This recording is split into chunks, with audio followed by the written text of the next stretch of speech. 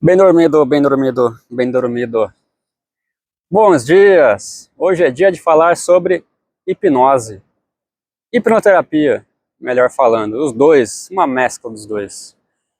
Aproveitando que esse sol está maravilhoso, acabou de nascer, vamos gravar um vídeo aqui sobre esse tema que é tão interessante e que alguns anos atrás ganhou uma relevância muito grande, né?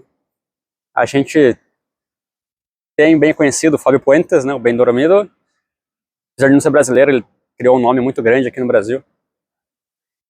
E eu gostaria de falar sobre esse tema, que é algo que eu estudo há algum tempo, desde 2018, que eu fiz alguns cursos, e desde lá eu tenho estudado com uma certa frequência. Eu trabalhava com hospedagem no Airbnb, e os hóspedes que eu recebia no meu próprio apartamento pediam para serem hipnotizados. Era bem legal. Eu comecei a fazer hipnose, estudar hipnose, porque a gente consegue acessar memórias, até mesmo intrauterinas. E o meu pai biológico, ele já fez a passagem, e eu queria revê-lo. E a gente consegue fazer com que a pessoa hipnotizada veja alguém na sua frente, assim como era antigamente, enquanto a pessoa ainda era viva. Esse foi o meu motivo. O que é hipnose? Hipnose é só um estado profundo de relaxamento.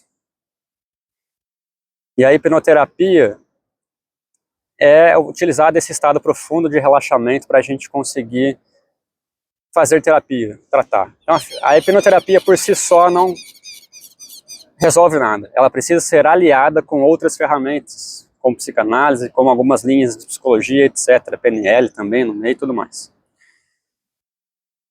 É legal falar sobre fator crítico, faculdade crítica ou barreira crítica, cada um chama de um jeito, que na real não tem uma evidência de que existe ou não, mas é algo que no meio é muito bem falado.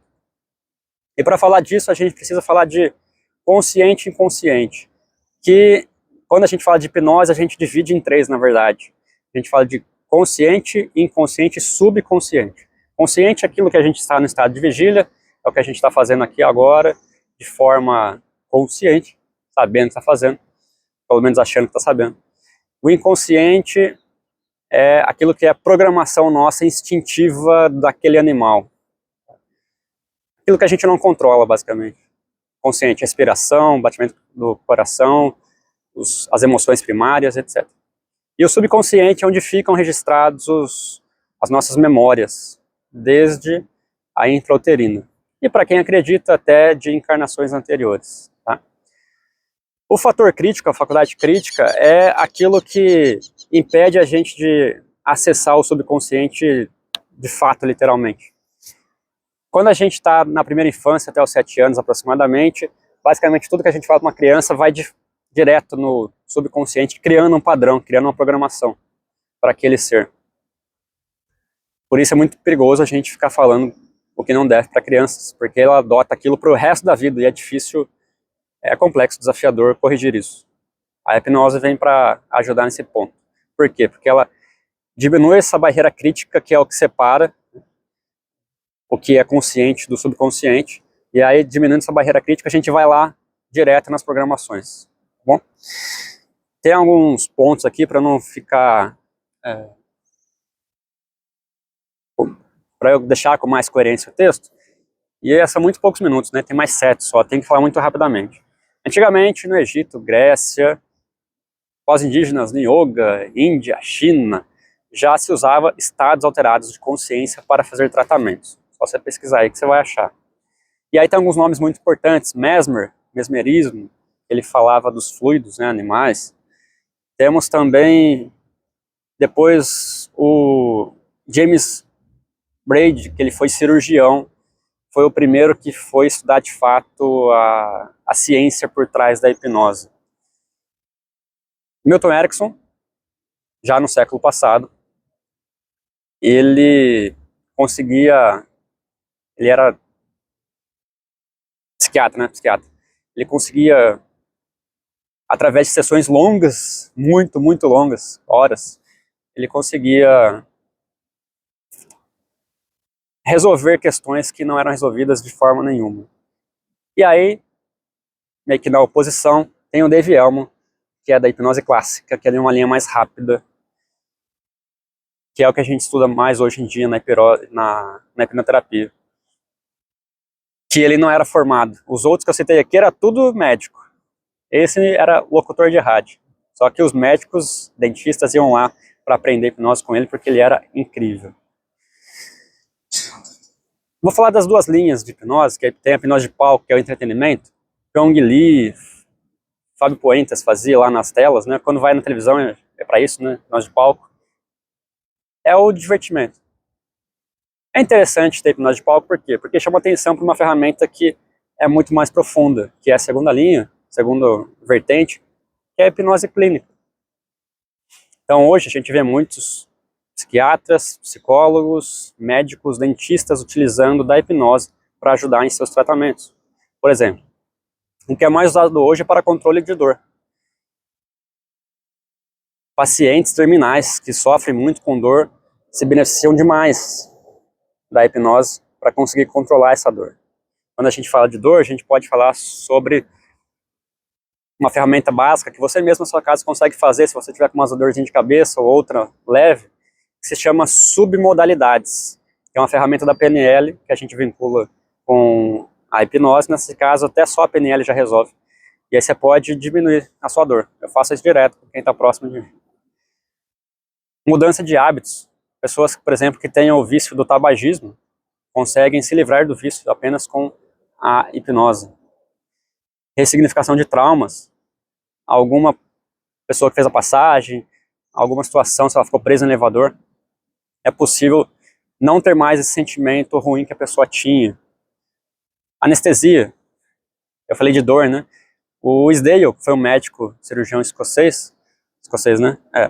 No século XIX, ele conseguia operar as pessoas sem sentir, que as pessoas não sentissem dor.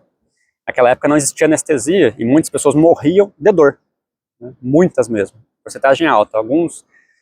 Umas linhas falam que até 50% das pessoas que faleciam era por conta da dor.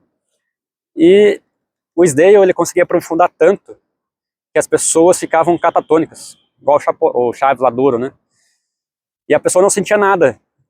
Amputava a pessoa, ela não sentia. E esse estado catatônico foi chamado de estado Isdale. Hoje já consegue acessar esse estado Isdale, que é o mais profundo de todos, que serve basicamente para anestesias através da hipnoterapia. E regressão. A regressão de anos serve para a gente curar traumas lá da infância, até mesmo intrauterinas. Eu tenho conheci uma professora minha, que mãe de uma amiga, na verdade, professora foi outro caso, que no parto ela sofreu, né, de pressão, ela se sentia sufocada e depois ela passava em túneis e se sentia sufocada, descobriu isso na hipnose, que foi no parto. E ela ressignificou e resolveu esse caso que ela tinha. A auto-hipnose é possível? Na verdade, toda hipnose é uma auto-hipnose. Por quê? Porque a pessoa que está conduzindo lá a hipnose é um condutor, é como se fosse um guia, aquela pessoa que senta do lado, o copiloto. A própria pessoa que está recebendo as instruções que tem que querer. E aí, aproveitando, eu falo dos mitos sobre hipnose. Porque, às vezes acha que tem filmes que mostram que controla as pessoas. Tudo do pai, é mentira, a gente não controla. A gente faz sugestões, a pessoa acata se quiser.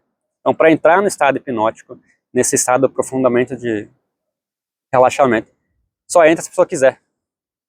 Não tem como a gente influenciar a pessoa. Existe a hipnose indireta, conversacional, que a gente pode sugerir, mas de novo, se a pessoa não quiser, ela não faz. E algumas pessoas falam assim, e se eu não voltar da hipnose? Não existe isso. Você nunca voltou de um sono? Se você está vendo, você voltou. Apesar de que pode ter outros aqui assistindo que já passaram também. Então você vai voltar, porque você relaxa e depois desse momento você desrelaxa. Então, para quem quer conhecer mais sobre esse tema, que é extremamente interessante e útil demais na vida nossa, você pode pesquisar aqui com quem eu fiz os cursos, né? Lucas Naves, eu recomendo demais. Um grande expoente nosso, Alberto Delislo. E para quem quer trabalhar com isso de forma terapêutica, tem o Instituto Omni, que é mundialmente reconhecido. Vai atrás, que eu tenho certeza que vai te beneficiar.